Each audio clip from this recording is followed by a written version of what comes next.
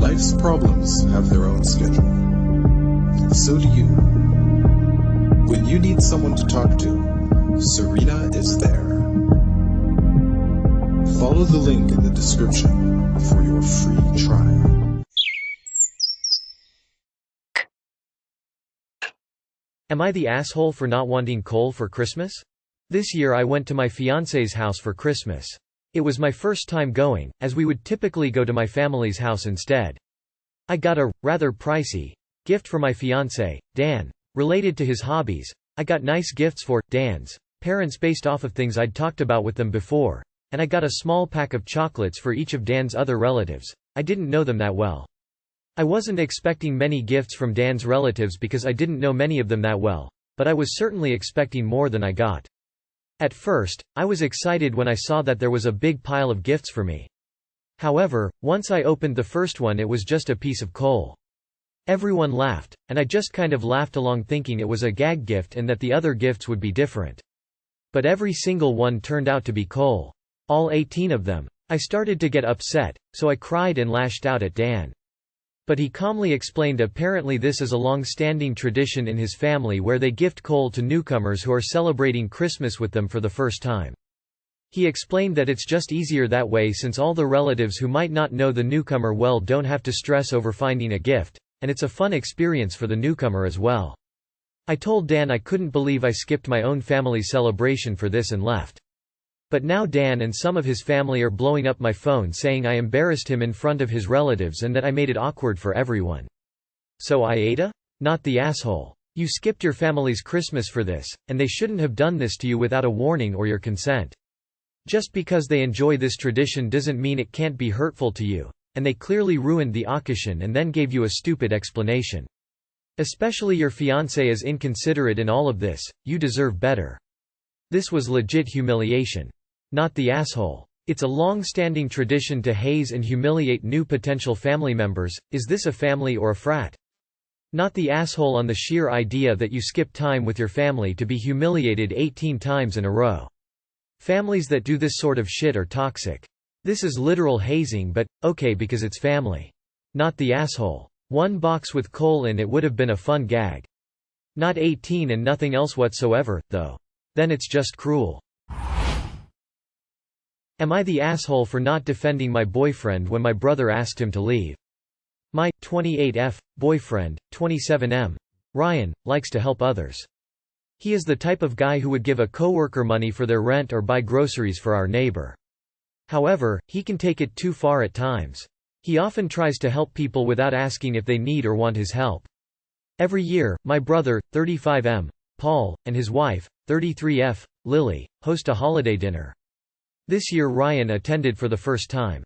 Before we left for their house, I told Ryan that Lily was legally blind and had been her entire life. She knew what she could and could not do. I told Ryan to only help Lily if she asked for help. We arrived early so I could help Paul and Lily cook. While we were cooking, Ryan kept telling Lily things, like, "Lily, if you're looking for the salt, it's to your right," or, "Lily, don't put that there, it's too close to the edge." Lily and Paul both told him that while his commentary was somewhat helpful, it was completely unnecessary. Still, Ryan did not stop. However, things became tense when Lily went to go chop vegetables. When she pulled out a knife, Ryan stopped her and asked if he could take over because he didn't want Lily to hurt herself. Lily said she'd be fine, but Ryan insisted she give him the knife. Finally, Paul got annoyed and told Ryan to stop. Ryan did stop, but he kept hovering over Lily while she was chopping. I asked Ryan to sit down until dinner was ready, but Ryan insisted that he just wanted to help. Finally, Lily asked him and I to help set the table and greet people arriving. We did, but things were still tense.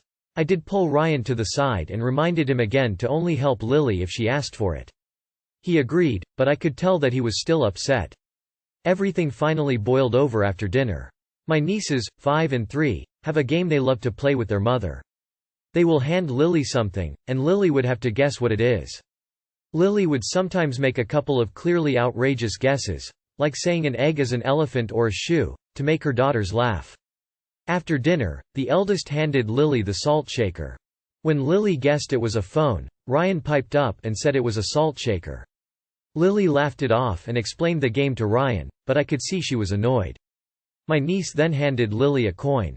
When Lily guessed incorrectly, Ryan loudly told Lily it was a coin.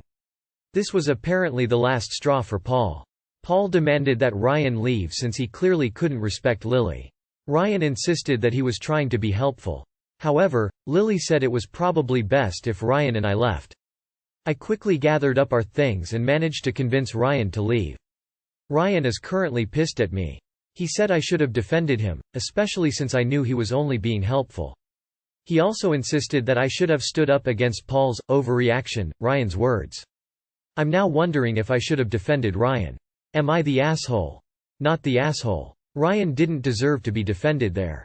I'm sorry, I'm sure you love Ryan, but good lord, he sounds insufferable. He wasn't being nice. He was being patronizing. Lily neither wanted nor needed his help. He stuck his nose where it didn't belong and he was asked to stop numerous times. I would have kicked him out too. Not the asshole. Ryan wasn't helpful at all. He was disrespectful and dismissive. You provided Ryan with information.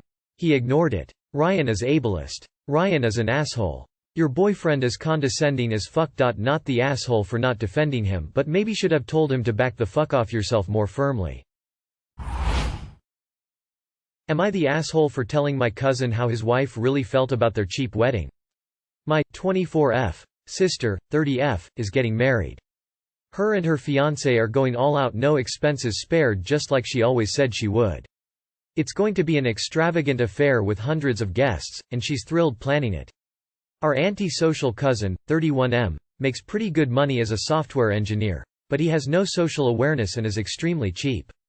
He would literally sleep on a dirty mattress on the floor with nothing in his house but a TV and console if his wife let him. That's what he was doing before they met. He thinks dressing presentably and having a decent home is materialistic. Now, my sister and I happily identify as materialistic, but he means it negatively when he says it. Since my sister started planning her wedding and gushing about it to me and some other people, not him, he always butts in with some smarmy remark about how weddings are stupid. What kind of stupid woman would spend tens of thousands on a wedding, and brags about how he married his wife last year in their backyard and her ring was $200 from a strip mall and she was ecstatic. Today, my sister was gushing to me and my mom and some female cousins about her bachelorette party. My cousin came in and interrupted to brag that his wife never had a bachelorette party and would never want one because they're a waste of money, and she's so much more practical and less materialistic than most women.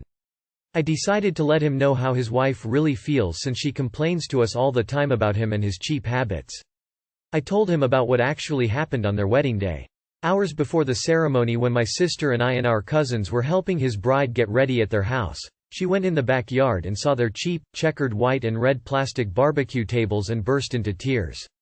She was sobbing about how deeply ashamed she felt that her family and friends from college were going to see their cheapskate $700 wedding, and see her walk through her own backyard in a $90 dollar store dress like a middle schooler at prom.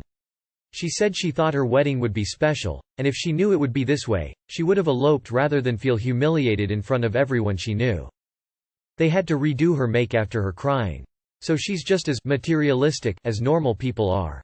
Why does he think she told people not to take pictures on their wedding day? He was livid, ranting that he spent $700 giving her a nice wedding and he's not going to waste his money on something so stupid, so how dare I say that about his now wife?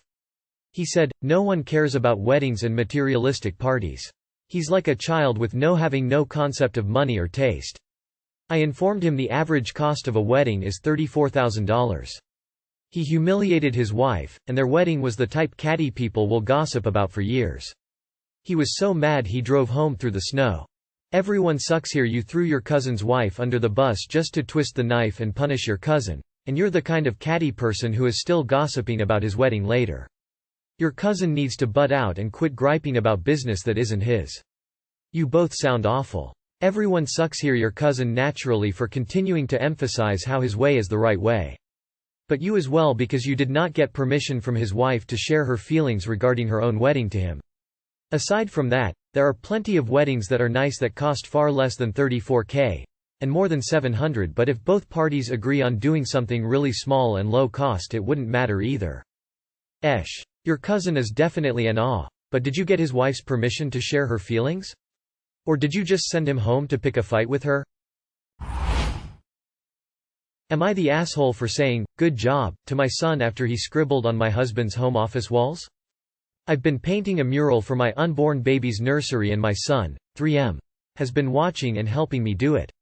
He knows it's a gift for his little brother and he wanted to do the same for his dad, so he went into his home office and scribbled all over the walls while my mother-in-law was watching him.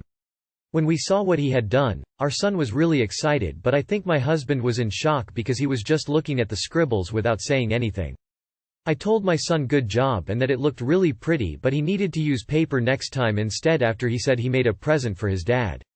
My husband never said anything in front of our son, but when we were alone, he was upset that I said, "Good job," to him because he doesn't think I should be praising him for vandalizing his office.